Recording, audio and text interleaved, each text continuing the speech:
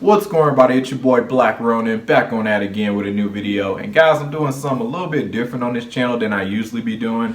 I know I usually talk a lot about self-improvement, working out, body game, stuff like that. Just basically improving your whole life, as a man, young man, or just Gen Z in general. That's usually the type of videos I usually talk about. But guys, I want to talk about something a little bit different. And, I got to talk about pets today. Great pets for Gen Z out there. And in my opinion, the best pets out there for Gen Z, in my personal opinion, are reptiles. Now, this is way different than I usually talk about, but guys, I said, you know what? I know eventually the question is going to be coming, like, dude, why don't you talk more about your reptiles, at least for one video? I already know the question is going to be coming because, in a lot of my videos, I do show off a few of my reptiles, mainly black widow, my ball python, which right over here I'll show a picture.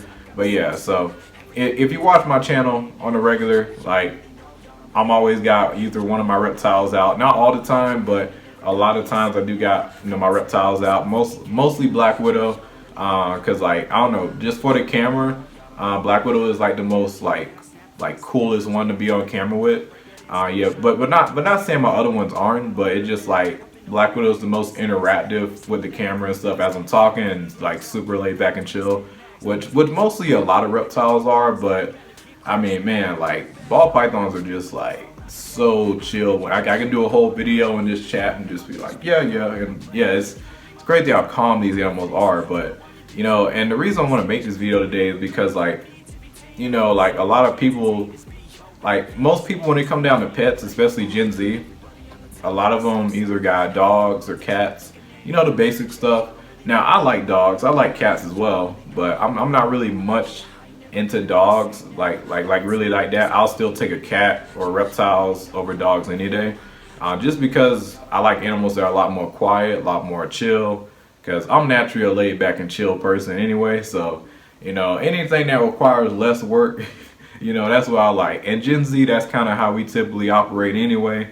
But I want y'all to look into reptiles, yeah, give them a shot, because guys, like, they're not as complicated as people think, because that's another, like, it's just a lot of people that I know when I tell them that I got reptiles, they're like, oh, aren't they complicated to keep?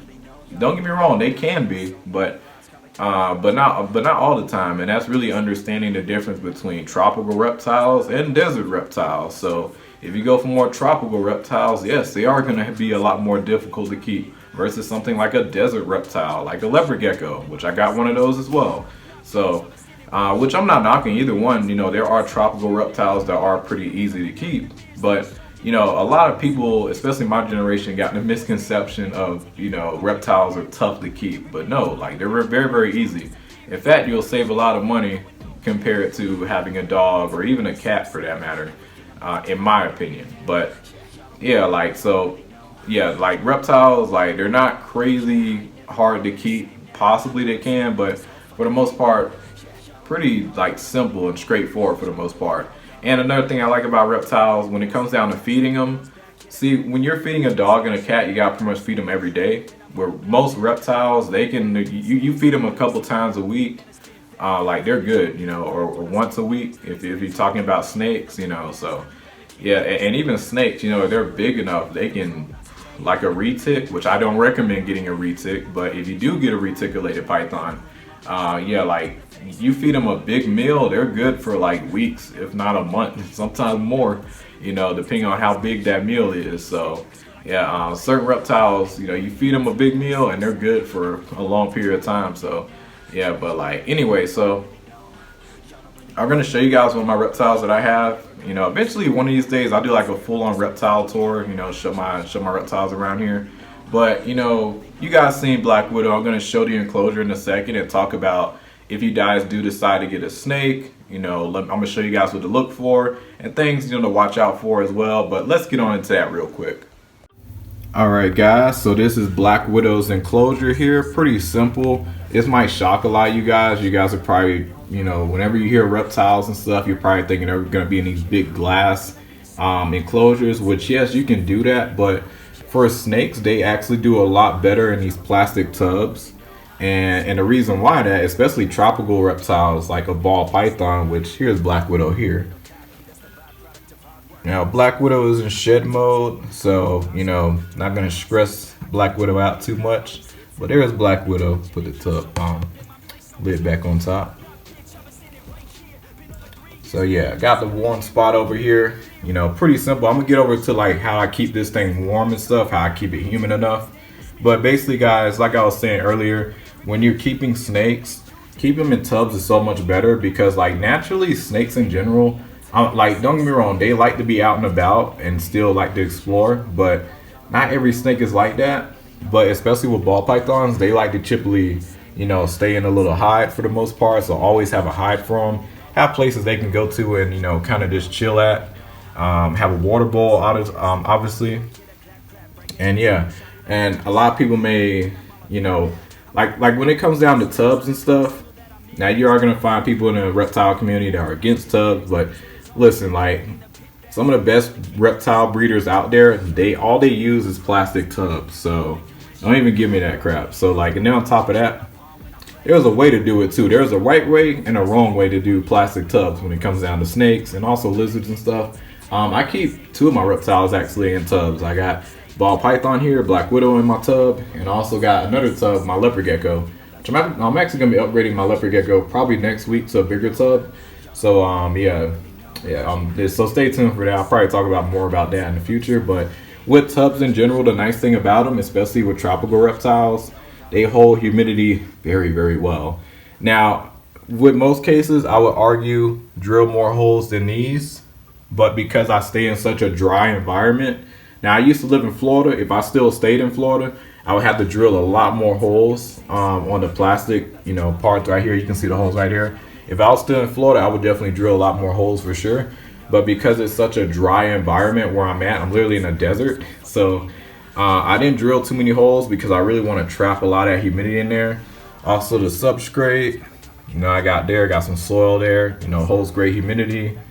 And another thing, guys, I need to touch on is heating. Reptiles are cold-blooded, guys, so you gotta throw in some heat in there, whether it be a heat mat, a basking lamp. But I will say, when it comes down to snakes, heating pads, heat tapes are definitely the best option, but make sure you keep it underneath your enclosure. So I'm gonna roll this out just so you guys can kind of see what it looks like. That's a heating mat. You roll it back. So yeah. Now, don't just plug in the heat mat and call it a day. You're gonna burn your animal. So you're gonna need a thermostat right over here. I run mine at like 87 degrees. Now it is pretty low because I took out the lid. So plus it's a little cooler in my room right now, so that's why I dropped to that low. And but yeah, like basically with the thermostat, it's gonna regulate that temperature so it doesn't get too hot or too cold. In the entire enclosure, which is very, very important because you do not want to burn your animal, because your animal gets burned. Oh man, terrible. So don't burn your animal. You need a thermostat. Another thing I gotta get me actually next week, because my old one had broke, I gotta get a temperature gun. So get a temperature gun. It's gonna give you the best accuracy of the entire enclosure temperatures. So basically you just take the temperature gun, point it right at, basically open up the cage and point it inside the, like pretty much next to the hot spot. That's gonna be right over here. Point it on that side so you get the accurate temperature. And really that's all to it, like just understanding, temperatures and stuff. But with most snakes in general, about 85 to 88 degrees is pretty good for most snakes. And also there are snakes that don't even need heat pads or need really anything. But those snakes are pretty rare to come across. But most snakes in general, they're going to need heat pads and they're going to need a hot spot of 85 to 90 degrees.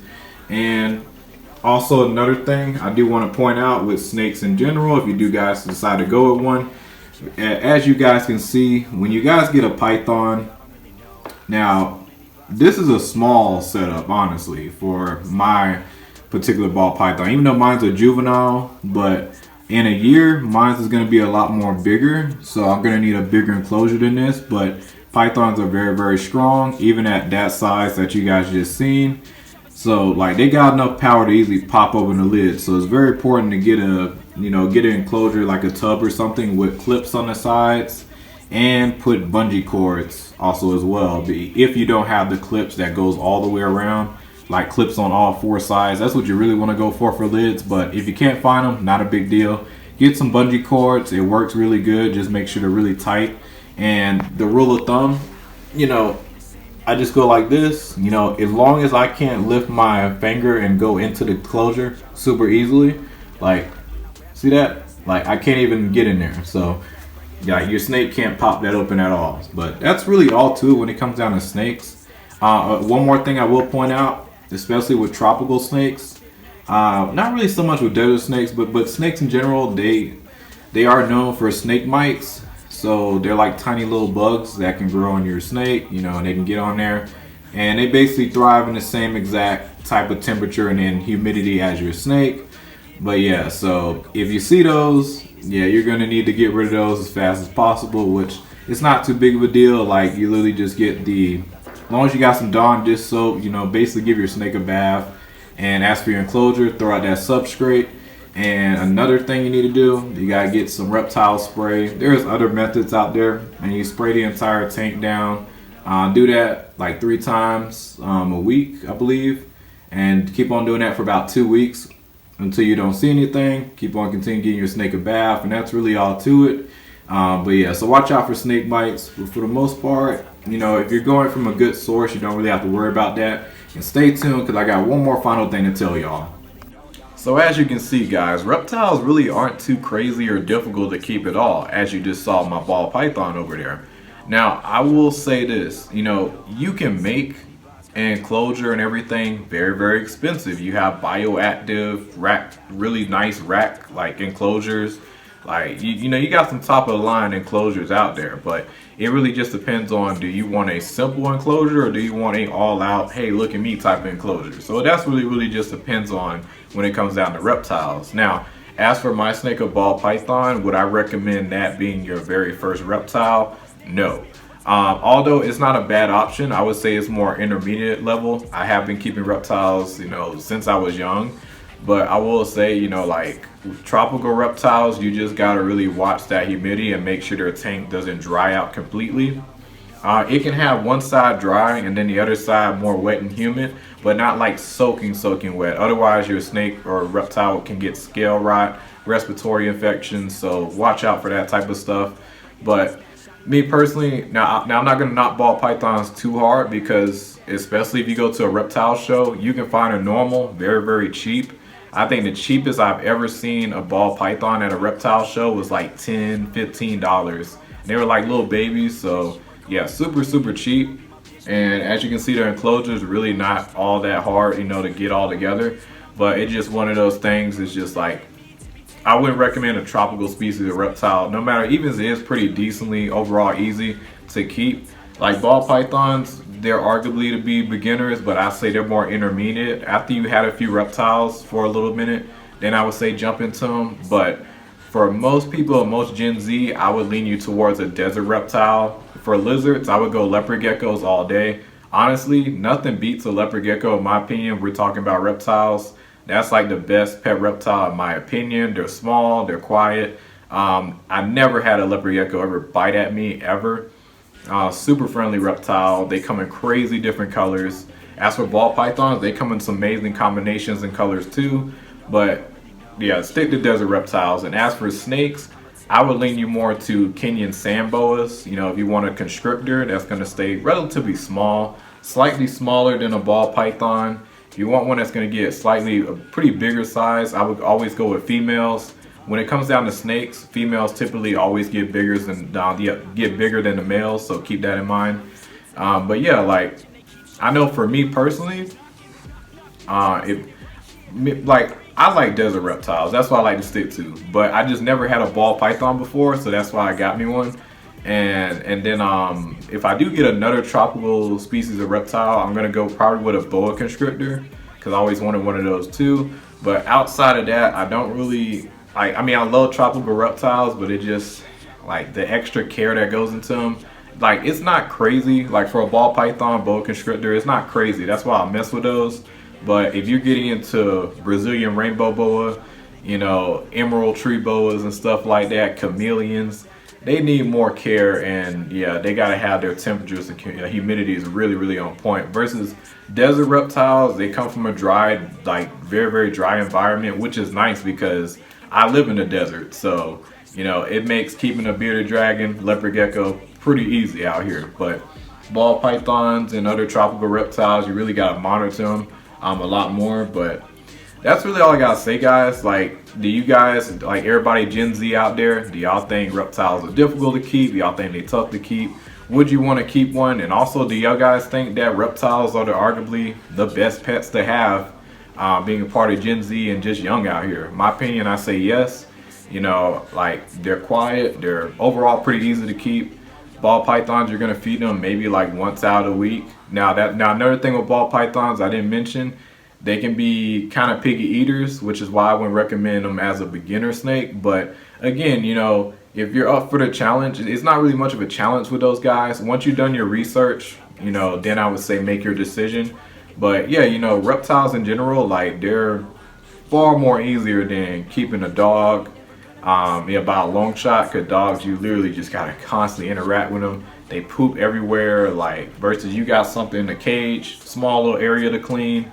You know, and then another thing with snakes, I will point out, like you just gotta make sure that you're not doing anything stupid. So like don't try to like go for the face or try to pick them up by the head. Snakes don't like, you know, going like, basically snakes, they're pretty head shy, or they just don't like anything coming in their head. So watch out for that. And you gotta really scoop them up. Always come from behind, never come from the front. Otherwise they'll think you might be a prey item. But once you get them outside the tank, they become super docile, so keep that in mind.